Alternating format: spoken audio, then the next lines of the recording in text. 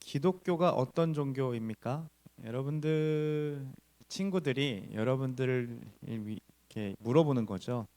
너가 믿는 종교는 어떤 종교야? 라고 묻는다면 여러분들 뭐라고 대답하시겠습니까? 기독교의 가장 중요한 가치가 뭘까요? 눈치가 있는 분들은 당연히 오늘 부활주일이기 때문에 부활이라고 얘기할 줄 압니다. 맞아요, 여러분. 저는 단언컨대 기독교는 부활의 종교라고 말할 수 있습니다. 십자가의 죽음만 있고 만약에 부활이 없었더라면 천국도 없는 것이고 예수님이 죽음을 이기지 못한 것이 되기 때문에 아무리 죄를 용서하셨다 한들 죽으면 우리도 그만인 인생이라 믿음 생활을 할 필요가 없게 됩니다. 이 이야기는 제 이야기가 아니라 바울이 고린도전서 15장에 쓴 이야기입니다. 부활이 없다면 전도하는 것도 헛되고 믿음도 헛것이라고 얘기하고 있거든요. 부활은 신화적인 이야기가 아니라 실제이고요. 제자들은 부활하신 주님을 만나고 달라지는 것을 경험합니다. 그리고 역사적으로 성도들도 부활을 믿고 난 뒤에 자신의 믿음을 지키다가 순교하는 일들을 서슴지 않고 행하는 것을 볼 수 있습니다. 그만큼 부활은 기독교인들에게 굉장히 중요하다는 거예요. 그래서 우리 좀 이렇게 서로 좀 인사했으면 좋겠습니다. 예수님이 부활하셨습니다. 인사해 볼까요? 이렇게 또 얘기합시다. 너와 나를 위해서요. 이렇게 얘기해 볼까요? 이렇게 끄덕만 하시네요. 그렇죠? 소예배실 되게 안 좋네요. 소예배실 좀 멀리 있어가지고 분명히 우리 지난주에 가까이 있었는데 좀 너무 멀어져가지고 플랫은 좋았죠. 소예배실 되게 안 좋네요. 네. 여러분, 어, 저는 생각을 좀 해본 거예요. 왜 고난 주간은 우리가 한 주를 빼서 특별 집회로 예배를 드리는데 부활절은 딱 한 번 하고 이렇게 끝날까요? 왜냐하면 주일을 지키는 이 행위 자체가 부활을 기념하는 행위이기 때문에 그렇습니다. 부활을 묵상하고 부활을 살아내고 부활을 기념하는 행위가 바로 예배이기 때문에 그렇다는 거예요. 그럼에도 부활을 좀 일상에서 살아내기를 좀 바라는 마음으로 이번 주 오늘부터 시작해서 내일부터 부활을 살다라는 것을 준비했습니다. 이거 다 받으셨어요? 예뻐서 들고 다니기 창피하지 않죠? 핸드북은 이렇게 나와야 돼요. 앞에 계산교회 이런 거보다 얼마나 예뻐요, 그렇죠? 이렇게 가져가실 수 있고 카카오톡 채널을 통해서 PDF로 다운받을 수 있어서 여러분들이 어디서나 핸드볼 또 이렇게 놓치고 와도 묵상하실 수 있도록, 그러니까 묵상도 하고 또 생활 미션이라 그래서 일상에서 부활을 살아내 볼 수 있도록 짤막한 미션들도 주어집니다. 그리고 기도도 해볼 수 있는 시간들을 가져갈 건데, 이렇게 하는 이유는 우리의 일상과 신앙이 자꾸 분리되어 간 거예요.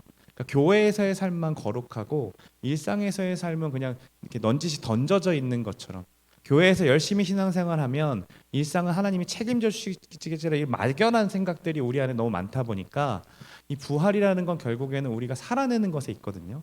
그래서 요 일을 하는 거니 여러분 한 주간 우리 가지 모임 안에서 마음껏 나누시고 행복한 부활을 누리시는 여러분들 되시길 소망합니다.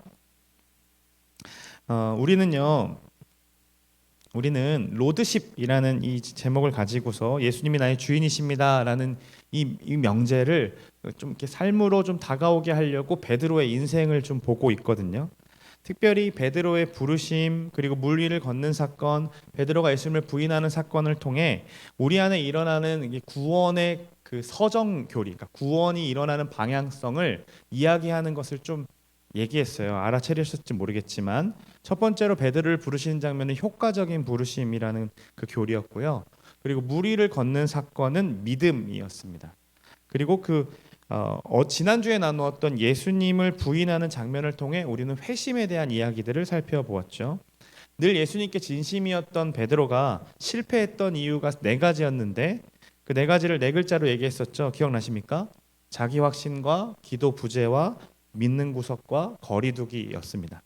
결국 이와 같은 이유로 예수님 곁에서 부인했고 예수님이 그를 돌이켜 바라보시고 눈이 마주치는 장면, 그 눈빛에는 어떤 의미가 있었습니까? 베드로의 실패를 아시는 눈빛, 도리어 괜찮아 그럴 수 있다라는 눈빛을 이라고 우리는 지난주에 나누었죠. 그래서 우리의 실패와 실수를 두려워하지 않고 예수님께로 달려가야 된다는 게 지난주 설교의 결론이었습니다. 오늘은요, 예수님께서 그 부활하신 후에 베드로와 제자들을 다시 갈릴리 바다로 찾아가시는 장면입니다. 이 사건을 통해 우리는요, 교리 중에 성도의 견인이라는 교리를 다루려고 해요. 무슨 말인지 모르겠으면 그냥 잊어버리세요. 괜찮습니다. 아는 사람만 들으셔도 돼요. 이거는 뭐 그렇게 기억해야 될 건 아니지만 나중에 가서 다 배울 거니까. 이 성도의 견인이라는 것이 무엇이냐면 하나님이 자기 백성을 끝까지 놓지 아니하시고 붙들어 가시는 은혜를 의미해요. 그런데 이 교리를 제가 이렇게 교리적으로 설명을 하기보다는 이야기를 통해서 자연스럽게 이렇게 끌고 가시는구나, 하나님이 우리의 인생을 이렇게 바꿔가시고 인도하시는구나를 알려주는 것이 훨씬 더 여러분들에게 잘 들어갈 것 같아서 이 베드로의 이야기를 하려고 하는 겁니다. 오늘 본문에 이전에 이미 제자들은 부활하신 예수님을 만났거든요. 요한복음 20장을 한번 이렇게 눈으로 보시면, 앞장에 딱 넘겨서 눈으로 보시면 그들은요, 예수님처럼 죽을까봐 문을 닫고 자기들끼리 이렇게 모여 있었을 때 예수님이 문을 통과하셔서 옵니다. 그러니까 부활하신 몸체였기 때문에 문을 통과하셔서 옵니다. 갑자기 나타나셨어요. 그리고 그들에게 평강이 있을지어다라고 얘기하고 성령 받으라라고 얘기하셨는데 그 자리에 누가 없었냐면 도마가 없었습니다. 도마가. 그래서 이 도마가 다들 막 예수님 만났다고 하지만 도마는 믿기가 힘들었던 거죠. 그래서 뭐라고 해요? 나는 옆구리 찔러보지 전까지는, 나는 이 손 못자국을 보기 전까지는 절대로 믿을 수 없어라고 얘기했는데, 그래서 예수님이 한 번 더 그들이 문 잠그고 같이 숨어 있었을 그때에 다시 나타나셔서 예수님이 도마에게 야 일로 와봐, 넣어봐 이렇게 해가지고 가르쳐 주시는 장면, 도마에게 살아났다라는 걸 다시 가르쳐 주시는 장면이 두 번째 만남이었습니다. 그리고 난 뒤에 부활하신 예수님을 만났더라면 뭐가 이렇게 삶이 좀 바뀌어야 될 것 같은데 그들의 삶에 달라진 게 없다라는 거예요. 예수님이 부활하셨으면 이전처럼 나와 함께 동행하시면서 계속 다녔었으면 좋겠는데 그런 액션도 없고, 심지어 갈릴리로 오라는 명령을 하셨긴 했지만 그것은 제자들이 바라는 바는 아니었다고 생각해요. 한번 생각해 보자고요. 여러분, 지금 예수님이 누구의 손에 죽었죠? 대제사장 가야바부터 시작해서 종교 지도자들의 손에 죽었잖아요. 그리고 로마 군인들이 희롱하며 죽였잖아요. 수많은 사람들이 배신하고 돌아섰잖아요. 그러면 내가 제자라면, 예수님 부활하셨다면 우리 어떻게 할까요? 당장이라도 예수님 손잡고 어디로 갈까요? 성전으로 들어가지 않겠어요? 그러고서 가야바 나와, 머리 박아, 이렇게 하지 않겠어요? 예수님 보여 안 보여? 다 머리 박아. 그러면서 하고 싶은데 예수님은 어떻게 하시냐면 갈릴리로 오라는 말씀만 했다는 거예요. 이렇게라도 해야, 우리가 그 사람들을 벌주기라도 해야, 예수님 편에서 벌주기라도 내 죄책감과 실패감이 조금은 나아질 것 같은데 예수님이 갈릴리로 오라고 하시는 거죠. 그래서 결국 갈릴리로 갔어요. 그런데 할 게 없는 거죠. 갈릴리는 어떤 데입니까? 그들의 고향이죠. 그들의 일상, 매일의 삶이 반복되는 공간이 바로 갈릴리였어요. 얼마나 무료하게 느껴졌을까요? 매일의 삶이 반복되는 공간이 갈릴리였는데 지금 3년간 기적을 체험한 거거든요. 여러분들 한번 생각해 보십시오. 3주간 유럽 여행이든 뭐 미국이든 어디 여행을 다녔다가 일상으로 돌아오면 그 무료함들 알잖아요, 여러분. 이게 다시 또 가고 싶고, 그 순간순간, 모든 순간들이 다 이벤트였던 그 순간들이 계속 그립잖아요. 반복되는 일상 살고 싶지 않았겠죠. 아마도 이들도 그랬을 것 같아요. 예수님이 없는 일상으로 다시 돌아가는 기분. 심지어 부활했다는 소식도 갈릴리에 전할 수가 없습니다. 이미 예수님의 시체가 없어졌다는 소문이 돌기 시작했고 그 시체를 제자들이 숨겼다라는 이야기들이 도니까 제자들이 부활하신 예수님을 만났다라고 전하면 당장이라도 그들을 잡아다가 신문할 수밖에 없기 때문에 말할 수도 없었던 거죠. 우리도 그런 기분 느낄 때 있습니다. 수련회를 다녀오거나 힘겹게 준비했던 선교가 끝나고 나면 우리는 일상으로 돌아가는 그 느낌, 뭔가 달라져 있어야 될 것 같은데 아무것도 달라진 것이 없고, 수련회와 선교와 같은 특별한 이벤트에 비해 일상은 너무 무료하게 생겼는데 이 간극이 너무 심한 거죠. 그래서 아무것도 하기 싫은 그 공허함, 여러분들 그런 감정 느낄 때 없습니까? 저는 주일 저녁만 되면 그 느낌이 달아요. 열심히 토요일 날 보내고 주일 날 열심히 설교하고 또 이제 밤간사 모니까 다 끝내고 집으로 딱 돌아가면 그 왠지 모른 공허함과 그 빈 듯한 마음들이 든다는 거예요. 갈릴리에 있는 제자들이 그랬을 거예요. 그때 베드로가 침묵을 깨고 나는 고기 잡으러 갈래라고 말합니다. 이 말이요, 저는요, 나는 고기나 잡으러 갈란다 이런 느낌으로 들렸어요. 그토록 예수님 사랑했고 진심이었던 그가 지금 풀이 죽은 채 그의 일상으로 돌아가는 겁니다. 왜요? 그의 마음속에 짓누르는 죄책감과 실패감이 그를 괴롭게 했던 거죠. 우리 다 알다시피 예수님이 2번이나 나타나셨을 때 베드로에게 따로 말씀하신 적 있어요, 없어요?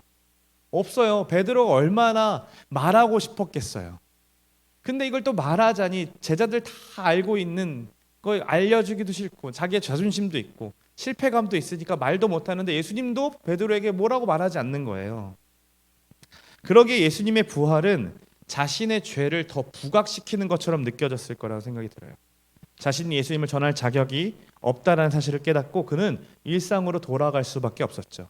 3절 보시면요, 그들이 같이 따라갑니다. 그러니까 베드로가 나 물고기 잡으러 갈래라고 했더니 나도 갈게, 우리도 갈래라고 하면서 같이 갑니다. 그런데 그날 밤에 아무것도 잡지 못합니다.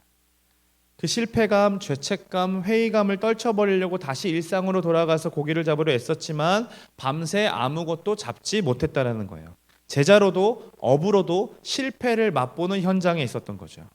배를 돌려 무트로 돌아가는 중에 해변 근처에서 한 남자가 소리칩니다. 얘들아, 너희에게 고기 있니? 라고 물어보는 거죠. 뭐 잡힌 것 좀 있어? 라고 물어보는 거예요. 아마도 새벽녘이었기 때문에 안개가 자욱하고 음성만 듣는 것으로는 못 알아보는 게 당연했을 거예요. 그래, 없습니다 라고 외쳤는데 그 오른편에 그물을 좀 내려볼래? 고기 잡힐 것 같은데? 라고 하는 거죠. 그래서 제자들은 체념한 상태로 그 조언에 따라 오른편에 고기를 내린 게 아니죠. 그물을 내렸는데 물고기를 너무 많이 잡혀서 들 수가 없게 됩니다. 자, 예수님께서 베드로와 제자들의 믿음을 지키시고 끝까지 포기하지 않는 것을 견인이라고 했는데 이 견인을 어떻게 행하시는지 이 3단계로 이제 볼 건데요. 첫 번째는요, 그 죄책감을 회복시키는 첫 번째 단계가 뭐냐면요, 바로 기억입니다. 기억이에요. 방금 이 장면 어디서 많이 봤던 거예요? 이제 우리는 알잖아요. 어디서 많이 봤던 겁니까? 3년 전에 예수님이 베드로를 부르셨을 때의 장면이죠. 예수님이 이전에 그들을 부르셨던 장면을 자연스럽게 그들에게 기억하게 하심으로 육지에 서 있는 그분이 바로 예수님이라는 사실을 알게 하십니다. 그래서 요한은 외칩니다. 주님이시다. 이 말을 듣자마자 ENFP 베드로는 얼른 겉옷을 입고 자기가 먼저 뛰어갑니다. 심지어 100m 정도 되는 거리였는데 얼른 바다에서 뛰어내려서 막 가고 싶었던 거죠. 베드로가 무슨 생각을 했을까요? 달려가면서 헤엄쳐서 가면서 무슨 생각을 했을까요? 와, 주님이시다. 나를 부르셨던 그때처럼 지금도 나를 부르시는구나. 다시 부활하신 주님과 한 걸음 한 걸음 걸어갈 수 있겠구나. 이런 생각하지 않겠어요? 예수님을 처음 따랐던 그 기억을 예수님께서 떠오르게 하심으로요, 그 죄책감과 무료함의 일상에서 이제는 베드로의 마음에 불을 지피기 시작하신 겁니다. 그렇게 베드로가 먼저 앞서가고 제자들도 이 100m 되는 거리이기 때문에 배를 타고 예수님께로 왔는데 9절을 보시면 육지에 올라보니 숯불이 있는데 그 위에 생선이 놓였고 떡도 있었습니다. 이미 예수님께서 아침 식사를 준비해 놓고 계신 거예요. 그 말은 이미 생선이 있었다라는 얘기고 제자들이 빈 그물로 돌아와도 먹을 것이 이미 준비되었다라는 거겠죠. 그렇다면 생선을 잡히시게 한 이유, 예수님이 다시 오른편에 내리라고 그 그물을 내렸을 때 물고기가 많이 잡히게 하신 이유는 철저하게 처음 부르셨던 장면을 기억하게 하시기 위함이었다는 겁니다. 그들이 예수님 어떻게 따르게 되었을까요? 그들의 열심 때문이었나요? 그들이 각오가 남달랐고 결심이 남달랐기 때문이었을까요? 아니면 그들이 남들보다 조금 경건한 어부였기 때문에 예수님께서 부르셨나요? 아니죠. 예수님이 부르셨기 때문에 따라갈 수 있었던 겁니다. 즉 그들의 각오보다 예수님의 초청이 먼저였다라는 거예요. 이게 왜 그들에게 중요합니까? 그들은 지금 자신의 행동, 지금 배반했던 그 행동, 배신했던 그 행동의 기억 때문에 예수님을 따라갈 수 없다라고 판단하고 있는 거예요. 나는 자격이 못 돼요. 나는 따라갈 수 없어요라고 얘기하는 거죠. 나는 저주했어. 나는 부인했어. 스스로 이렇게 정죄하고 있었던 겁니다. 그런 그들에게 다시 그 부르셨던 장면을 떠오르게 하심으로 너희들이 잘나서 너희들이 경건했기 때문에 너희들의 결심이 남달랐기 때문에 내가 부른 게 아니라 내가 너희를 불렀기 때문에 나를 따르게 된 거라는 것을 기억하게 하시는 거죠. 예수님이 어떻게 반응하십니까? 실패한 제자를 찾아가서요 호통치지 않으십니다. 그저 부르십니다. 예수님을 따라왔던 그 첫 마음을 기억하게 하심으로 다시 사명자로 살게 하시는 거죠. 이처럼 여러분 기억은요 정죄가 아니라 회복의 초대장이었습니다. 예수님이 이전의 사건을 기억하게 하시는 것은 이전의 사건을 통해서 잘못한 것을 끄집어내기 위함이 아니라 다시 회복하기 위해서 부르시는 초대장이었다는 거예요. 그런데 궁금한 게 있어요. 이미 고기가 준비되어 있는데 예수님이 지금 뭐라고 하시냐면 10절 한번 말씀 한번 읽어볼까요? 함께 했습니다. 예수께서 지금 잡은 생선을 가져오라고 하시는 거예요. 예수님이 이미 고기 굽고 있잖아요. 왜 그러셨을까요? 예수님이 세 마리밖에 안 준비했는데 애들이 막 4마리, 5마리 막 계속 먹으니까 안 되겠다. 그래서 여러분들 고기 뷔페 가듯이 그렇게 하시는 걸까요? 그렇다면 153마리나 뭐 잡힐 필요는 없는 거잖아요. 그렇죠? 그러니까 예수님은 왜 이렇게 다시 그들이 잡은 물고기를 가져오라고 하셨을까요? 저는 이 부분이 너무 좋아요. 이 장면이요. 왜냐면요. 그들이 잡은 물고기가 어떤 물고기예요? 일상에서 밤새도록 수고했지만 잡지 못하다가 예수님이 개입하셔서 얻어내진 물고기입니다. 일상으로 돌아간 제자들을 바라보시면서 예수님은요. 너희 지금 복음 전하지 않고 지금 어부지를 하고 있어? 이렇게 얘기하지 않으십니다. 오히려 이들이 열심히 수고한 일상을 인정하시고 그들이 수고해서 얻어진 그 결과를 예수님께서 함께 나누고 싶어 하신다는 거예요. 이게 무슨 말입니까? 우리는 무료하다라고 말하는 그 일상을요 예수님이 인정해 주신다라는 거예요. 우리가 일상에서 얻어진 것이 아무것도 아닌 것처럼 느껴지는 그것도요 예수님은 가져오라고 말씀하시면서 함께 누리자라고 얘기하시는 거죠. 그리고 어떻게 하십니까? 아침 식사를 하십니다. 여기서 우리는요 예수님이 제자들을 회복시키시는 두 번째 방법이 뭔지를 알 수 있는데요 뭐냐면 바로 식사입니다. 식사. 예수님은 식사를 통해 그들을 회복시키십니다. 지금 이 자리에 특별한 게 있습니까? 생선과 떡 특별한 거 없죠. 아주 소박하고 평범한 아침 식사였습니다. 그런데 그 식사 안에 잠잠히 그 평안함이 흘러가고 있어요. 예수님은요 사실 식사할 필요가 없는 분이잖아요. 부활하신 몸이기 때문에 배고프지 않으실 거거든요. 그렇다면 이 아침 식사는요 철저히 예수님의 배고픔을 위해 설정된 것이 아니라 이들의 배고픔과 연약함과 이들을 회복시키기 위해 예수님이 지금 설정해 놓으신 거라는 거죠. 예수님의 섬김이었다는 거예요. 그분이 차려준 식탁으로 인해 기쁨과 평안이 그들에게 몰려오기 시작합니다. 그들은 분명 어저께 너무나도 두려워서 문을 잠그고 숨어 있었던 백성들이었는데 오늘은 그 기쁨의 충만함으로 주님이 떼어주는 그 떡을 먹으며 식사를 즐기고 있어요. 여러분 오늘 점심 식사하고 오셨습니까? 식사했어요? 뭐 먹었어요? 카레 먹었어요? 교회 와서? 여기 카레 냄새가 엄청 가득하더라고요. 여러분 그 식사는 특별했습니까? 여러분의 점심 식사?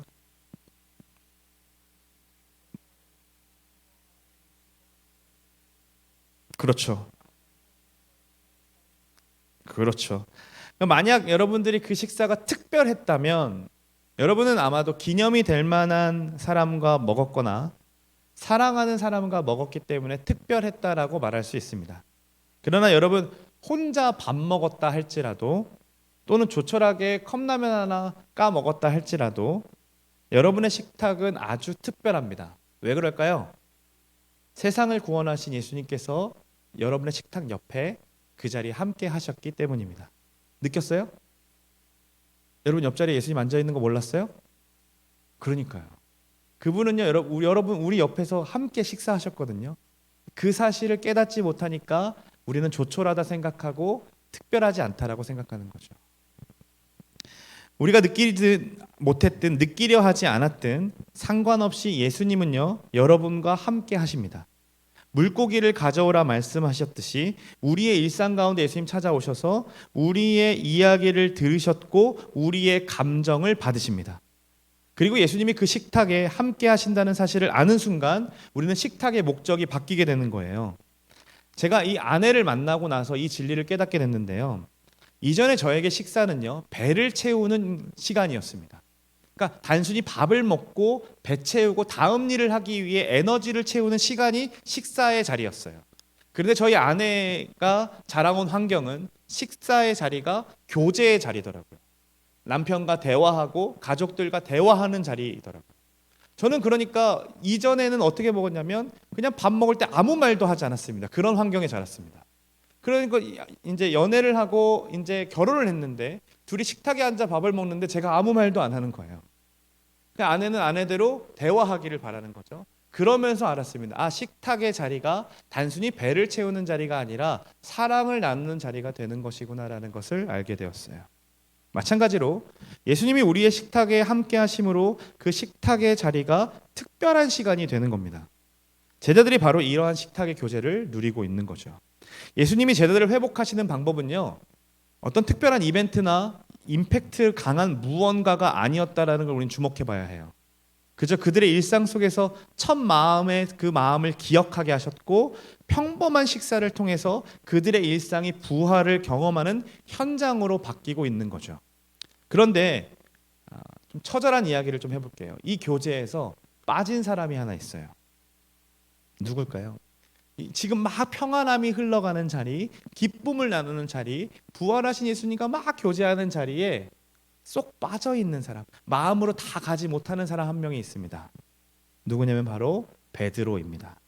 예수님께서 지금 직접 잡은 생선을 좀 가져와라 했을 때에 베드로가 냉큼 가서 생선을 가지러 갑니다. 상식적으로 생각해 보면 그물 가까이에 있던 사람들은 제자들이었거든요. 그럼 그들이 갖고 오면 됐었는데 이미 베드로가 예수님과 교제를 나누다가 베드로가 가가지고 고기를 가져온다는 거예요. 근데 그때 잡힌 물고기가 몇 마리라고 합니까? 153마리. 여러분 모나미 볼펜 알죠? 153. 여기서 나온 거잖아요. 그 만선을 경험하고 싶어서 사장님이 153이라고 해가지고 한 거거든요. 그런데 이 153마리가 잡혔다는 것은 학자들은요, 이스라엘 통념상 갈릴리 바다에 살고 있는 물고기의 종류가 153마리 종류였대요. 153종류. 그래서 153마리가 잡혔다라는 것은 이 갈릴리 모든 완전하고 충만하게 채우셨다라는 것을 의미한다라고 얘기합니다. 그런데 조금만 좀 깊이 생각해 보면요, 예수님이 저기서 제자들과 식사하고 있는데요, 베드로가 가져올게요 해서 갔어요. 그런데 뭐 하고 있는 거예요 지금? 물고기를 세고 있어요. 하나, 둘, 셋. 이게 이해가 됩니까? 지금 153마리가 다 필요한 게 아닌 순간이잖아요. 근데 몇 마리만 가져오면 되는데 베드로가 몇 마리를 계속 세고 있다라는 거예요. 여러분 왜 그랬을까요? 우리가 놓친 게 하나 있습니다. 아까 안 보고 간 게 있어요. 베드로가요, 정말 반가워서 바다로 뛰어들어가지고 예수님 만났거든요. 그래서 예수님과 막 교제하는데요, 그때 베드로 눈에 뭐 하나가 딱 들어오기 시작합니다. 9절 한번 볼까요? 같이 9절 한번 보겠습니다. 시작. 육지에 올라오니 숯불이 있는데 그 위에 생선이 놓였고 떡도 있더라. 저 숯불이라는 단어가요, 요한복음에 딱 하나 씌어요. 어디입니까? 불을 피우고 서서 쬐니. 저 자리가 언제예요? 예수님 부인했던 그 시간이에요. 숯불을 딱 보자마자, 예수님과 숯불을 딱 보자마자 내 실패했던 그 순간이 떠오르기 시작하는 거예요. 그 트라우마죠. 그 처절함과 그 창피함과 죄송함이 가득해서요, 다들 기뻐하는데 예수님과 함께 기뻐할 수가 없는 거예요. 이 마음속에 이 죄책감이 해결되지가 않으니까요. 그래서 베드로는 예수님을 등지고요, 물고기를 세고 있었던 겁니다. 그거 한번 보여주실까요? 그 다음 거 한번 보여주실까요? 아, 이거 아니구나. 그 장면이 제가 안 실었나 봐요. 제가 GPT한테 잘 부탁했는데 다음에 보여줄게요. 예수님은요, 베드로의 마음을 아셨어요. 그래서요, 이제 그를 따로 부르시기 시작합니다. 그리고 질문하기 시작하는 거예요. 같이 한번 말씀 한번 읽어보겠습니다. 시작.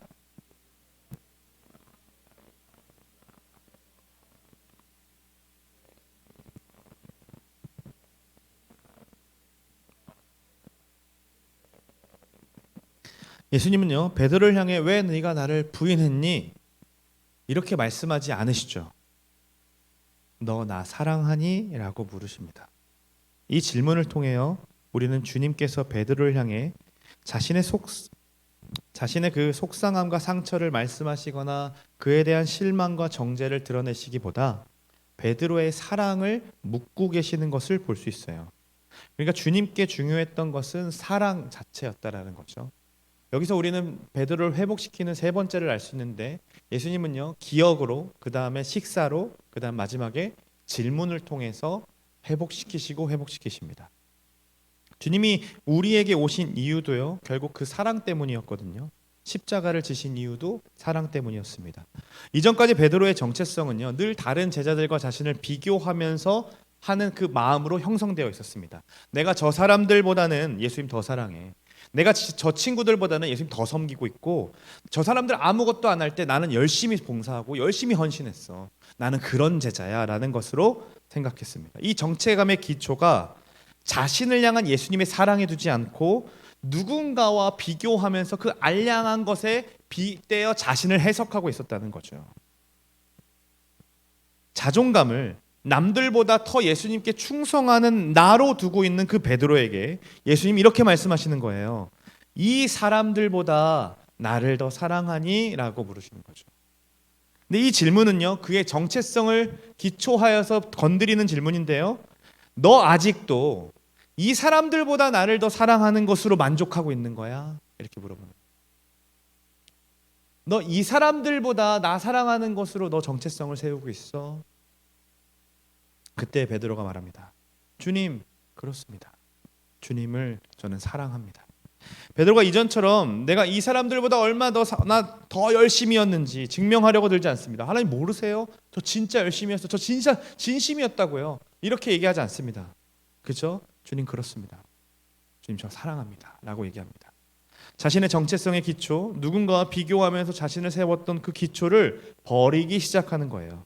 그는 이전에 자신의 배신과 배반함을 핑계대거나 변명하려고 들려도 안 합니다. 또 자기 비하를 하거나 심지어 자학을 하는 이야기도 안 합니다. 그저 주님 앞에서 주님 사랑합니다 라고 고백하고 있어요. 이렇게 예수님은 베드로를 향해 몇 번 물으시죠? 3번 물으세요. 마치 너가 너 지금 3번 부인했다라고 해서 힘들어? 내가 그럼 3번 물어봐 줄게. 이렇게 얘기하시는 것 같아요.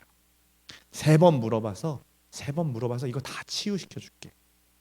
마지막 3번째로 예수님께서 물으셨을 때 베드로가 근심합니다. 같이 17절 말씀도 한번 읽어볼까요? 주께서 3번째 내가 나를 사랑하느냐 하심으로 베드로가 근심하여 이르되.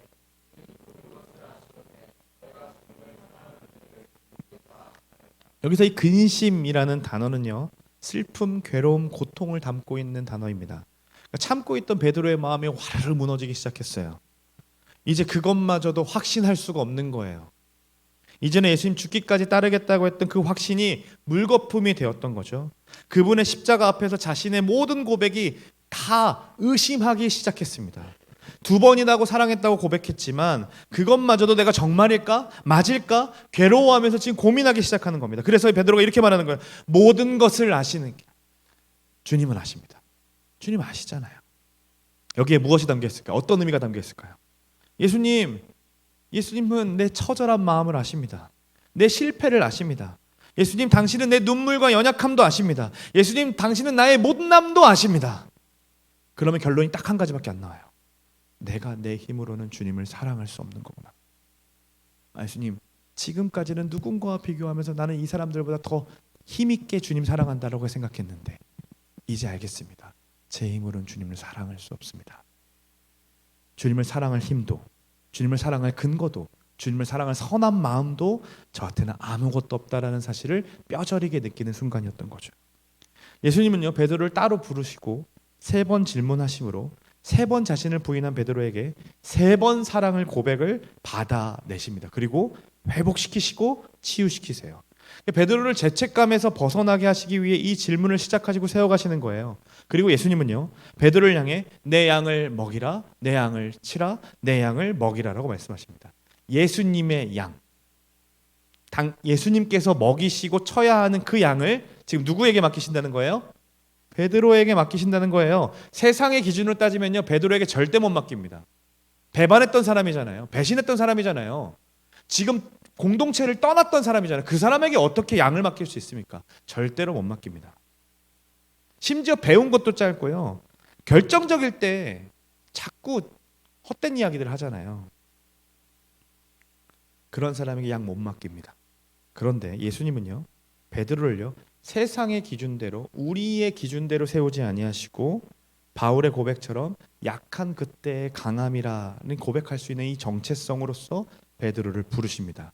그 정체성은요, 자신의 어떤 경건함이나 열심에 의존해서 세워진 것이 아니라 값없이 주시는 그 한량없는 은혜로 형성된 정체성이라는 거예요. 예수님은요, 질문으로 베드로를 회복시키시고요, 다시 사람을 낚는 어부로 부르십니다. 우리 같으면 베드로 절대 용서 못합니다.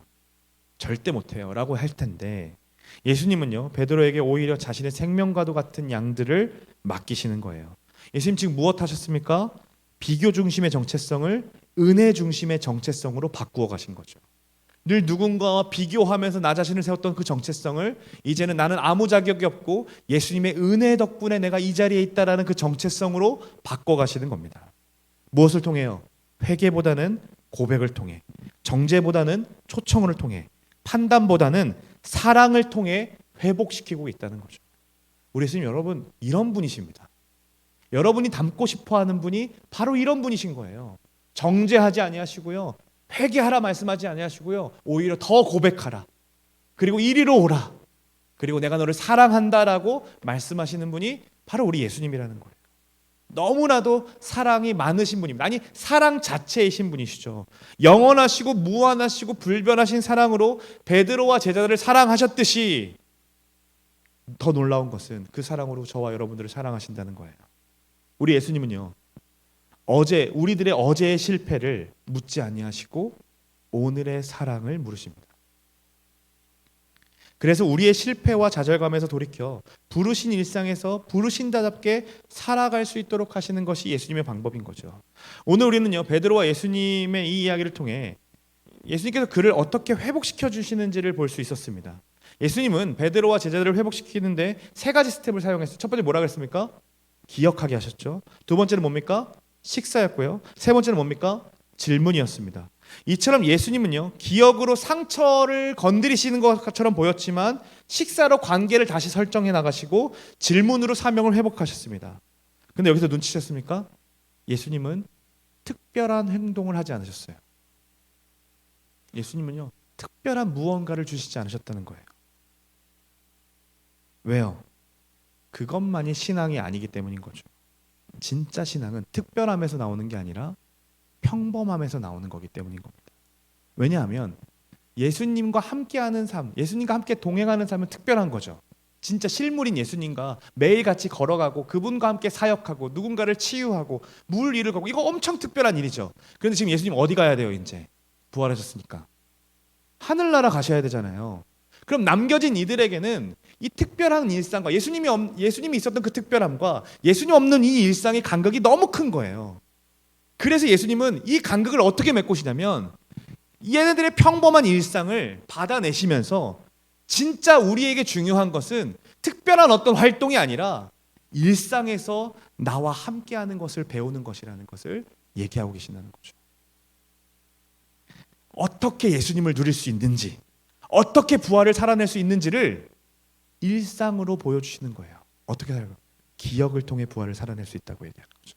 식사를 통해 부활하신 예수님을 경험할 수 있다고 얘기하는 겁니다. 질문함을 통해 예수님의 사랑을 확인할 수 있다고 얘기하시는 거죠. 여러분, 우리 예수님은요, 우리에게도 오신 것도 마찬가지입니다. 우리의 일상을 바꾸기 위해 오신 것이지 특별한 이벤트를 만들어서 여러분들을 회복시키기 위해 오신 분이 아닙니다. 우리는 착각해요.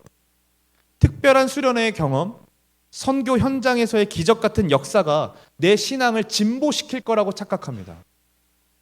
여러분, 그거 뽕 맞는 거, 마약하는 거랑 똑같습니다. 선교 지원하지 말라는 거 아닙니다. 10명밖에 지원하지 않아서 추가 모집 해야 될 것 같은데 다음 주까지 고민해 주시면 좋을 것 같고요. 어쨌든 특별한 수련회의 경험과 선교 현장에서의 기적 같은 그 역사만을 가지고 살아가는 것은 신앙의 진보가 나타날 수가 없습니다, 여러분. 왜 그거는 우리의 일상에서 자주 나타나는 일들이 아니기 때문인 거죠. 그것이 뜨거움이라고 기억할지는 모르겠지만 사실 얼마 지나지 않아 식어버리는 것이 우리의 삶을 다 경험하잖아요. 그러니까 자꾸 뭐해요? 자꾸 무언가를 또 만들어요. 일상에서 신앙생활 하도록 만들어줘야 하는데 겨울 수련회 끝나면 또 뭔가 만들어 또 하고 또 하고 또 하고 해서 특별한 이벤트만 잔뜩 하게 해가지고 우리를 자꾸 거기에 휙 들어가게 만드는 거죠. 그러니까 그게 없어져 버리면, 내가 참여하지 않으면 나는 특별하지 않는 것 같아서 그냥 무너져 버리고, 특별한 것만 계속하다 보니까 지쳐가지고 나 아무것도 안 하고 싶어지는 게 우리의 형편인 거잖아요. 그게 어떻게 신앙이라는 거예요. 예수님이 구원하신 이유, 예수님이 부활하신 이유는요, 그것을 위해 오신 분이 아니라는 거죠. 오늘 우리가 분리시켜 놓은 신앙과 삶, 일상과 교회, 이 분리시켜 놓은 것을요, 예수님은 우리를 정 가운데로 끌고 오십니다. 그리고 우리가 그 평범했던 그 식사의 시간들을 특별함으로 바꾸어 주고 싶어 하시는 거예요. 그 식사를 통해 남들과 비교하며 정체성을 내었던 우리들의 삶을 이제는 우리의 약함을 인정하게 하시고 주님을 그냥 사랑하는 것으로 만족하는 인생을 살게 하신다는 겁니다. 우리는요, 한 주를 살아내면서 해야 되는 것은요, 어떤 이거를 하는 이유는요, 특별한 경험을 하기 위함이 아닙니다. 지난주와 다를 바 없는 그 일상에서 함께 하시는 예수님 누리고 싶어서 이 일을 하는 겁니다. 반복되고 무료해 보이는 일상 가운데 조용히 함께 하시는 예수님을 경험할 수 있는 저와 여러분들 되시기를 간절히 소망합니다. 그것이 바로 부활을 살아내는 힘입니다. 여러분, 디즈니 영화 소울 영화 본 적 있어요? 소울? 제가 좋아하는 영화인데 한번, 요거 알아요? 요거? 네, 소울. 네. 이 영화는 그 사람이, 주인공이 조 가드너라는 사람인데, 이 재즈 피아니스트가 주인공이에요. 그러니까 재즈 피아니스트가 너무 되고 싶었고, 근데 그는 그 꿈을 좀 저버리고 학교에서 피아노 선생으로 일을 하게 됩니다. 그러면서 이제 인정을 받아가지고 정규직으로 제안을 받았는데 자신의 꿈은 재즈 피아니스트인 거예요. 그러니까 학교에서 이렇게 하는 건 자기는 무료하다라고 생각했던 거죠. 그래서 정규직 제안을 거절하려고 하고 결국에는 소망함을 갖고 있다가 어떻게 하다가 재즈 공연을 할 수 있게 됩니다. 너무 기뻐서, 내일부터 나오라는 그래서 너무 기뻐서 막 가고 있는 중에 기뻐하다가 맨홀 때 뚝 빠져버려요. 그래서 이제 혼수 상태가 되고 영혼이 올라가서 이제 그 아기 영혼인 22라는 친구와 만나가지고 서로 이제 가는데, 짧게 얘기하면 그들이 다시 영혼으로 들어갔는데 이 22가 조 가드너의 몸으로 들어가고 조 가드너의 영혼이 이 고양이의 영혼으로 들어갑니다. 그래서 살아내는 이야기들을 얘기하고 있는데, 한번 보세요, 여러분. 영화도 좀 보고 그러세요. 성경만 보지 마시고, 기도만 하고 그러지 마시고 좀 영화도 보세요. 그런데 결론에 가서요, 그의 영혼이 이제 자기의 몸으로 돌아오게 되거든요. 그리고 그렇게 원하던 재즈 공연을 했어요. 한번 볼까요? 네. 저 여자가 되게 유명한 사람이었는데 저 사람의 인정을 받고요, 너무 행복하게 재즈 공연을 딱 끝났어요. 그러고 난 다음에 관객들이 돌아가고 마무리를 하고 퇴근을 하는 그 장면이 바로 그 다음 장면인데요, 허무함과 공허함을 경험합니다. 그 다음 장면도 보여주시겠어요? 그때 이 영화의 명장면이 나와요. 공연을 마치고 저 조가 이렇게 얘기해요. 다음은 뭐죠? 이렇게 물어봐요. 그랬더니요, 그 여자가 이렇게 얘기해요. 내일 밤 다시 와서 또 하는 거지, 이렇게 얘기하는 거예요. 이 말을 듣고 그는 당황하면서 당황합니다. 상상했던 기분과 완전히 다르다는 그 감정이 느껴지는 거죠. 그리고 그 장면은 조가 전철을 타고 있는 장면으로 바뀝니다. 한번 볼까요? 자기는요, 전철사는 사람들을 이렇게 딱 보면서요, 아, 저 사람들은 꿈이 없기 때문에, 꿈을 이루지 못해서 저렇게 무료하게 살아가는구나, 저렇게 쩌든 내로 살아가는구나, 찌들게 살아가는구나 생각했어요. 그런데 전철을 타고 지금 막 재즈 공연을 끝내놨고 왔는데 달라진 건 아무것도 없고, 그저 마음속에 허무함과 공허함이 밀려오고 있는, 전철을 타고 있는 그 얼굴을 딱 보니까, 거울에 비친 딱 그 창문에 비친 자기 모습을 보니까 자기의 얼굴도 저 사람들과 다를 바가 없는 거예요. 그리고 집에 가서요, 주머니 속에 이제 그 전에 22가 살면서 자기 몸으로 살면서 막 주워 담았던 뭐 이렇게 기념품들이 있었어요. 이렇게 막 살아가면서 피자 한 조각, 뭐 이렇게 잎사귀, 뭐 이런 것들이 있었어요. 근데 이런 것들을 주머니에 딱 가서 꺼내 봤는데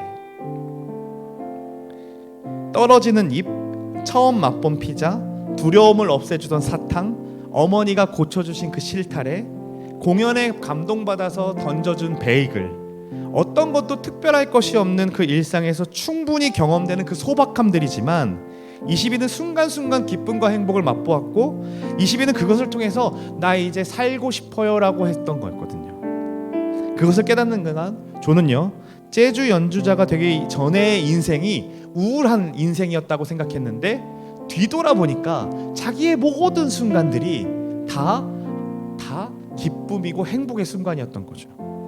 순간순간 다 의미 있고 소중했던 순간임을 깨닫게 됩니다. 그리고 나서 이렇게 얘기합니다. 같이 한번 볼까요? 이렇게 얘기해요.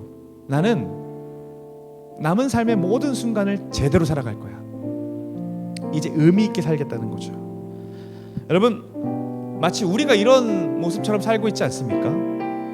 남들이 말하는 특별한 곳에 무언가 가가지고 뭐 사 먹고 사진을 남겨가지고 특별한 사람으로 인증받고 싶어하는 것에 빠져 있지 않습니까? 그러니 사실 알아요. 가서 먹어봤자, 경험해봤자 그것이 우리에게 만족감을 오래 줄 수 없다는 우리는 알잖아요. 그 특별함은요 또다시 평범함으로 바뀝니다. 한번 맛보기 시작하면 그 특별함은요 계속해서 익숙해지기 때문에 다시 평범함으로 바뀌거든요. 그럼 또 다른 특별함을 찾아 떠나는 거, 그거 하면서 살아가는 것이 우리의 인생이라고 생각했을 때 여러분, 이거 너무 에너지 소모이 많이 되는 거 아닙니까? 그러나 오늘 우리는요, 예수님께서 우리가 분리시켜놓은 일상 정가운데로 오셔서 우리의 평범했던 그 식사를 특별함으로 바꾸어주고 싶어 하시는 그분을 만나게 되는 겁니다.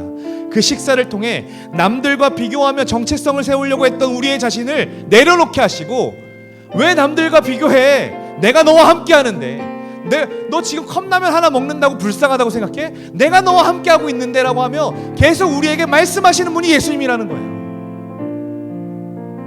여러분, 우리가 한 주간 살아가면서 해야 되는 것은 특별한 경험을 바라면서 동행을 꿈꾸고 그것을 자랑하려고 부활을 살다가 하는 것이 아니라 우리를 반복되는 일상 속에서 소리 없이 함께 하시는 그 주님을 누리는 겁니다. 우리의 일상을 취하여 주시고 우리의 일상을 무시하지 않으세요. 우리 예수님은요, 교회에서 하는 일만 인정하는 분이 아니라 여러분들이 일상에 살아가는 일을 훨씬 더 중요하게 생각하세요. 훨씬 더 중요하게 생각하시고 그 일상에서 예배로 살아가기를 원하시는 분이 우리 예수님이세요. 시험 기간이죠. 어떻게 사실 겁니까? 어떻게 일상을 살아갈까요? 지금 이 얘기는요, 가서 묵상하고 시작해라, 시험 보기 전에 기도하라는 얘기가 아닙니다. 예수님 옆에 계신다는 사실을 기억하고 살라는 얘기입니다. 우리의 일상 가운데 함께 하시는 예수님, 그분과 동행하고 다음 주 돌아오시기를 간절히 소망합니다. 그분과 철저하게 그분 손 꼭 붙들고 그분과 함께, 아빠 어디 가야 돼요? 아빠 뭐 해야 돼요? 아빠 나 어떻게 해야 돼요? 물으며 동행하는 저와 여러분들 되시기를 간절히 소망합니다.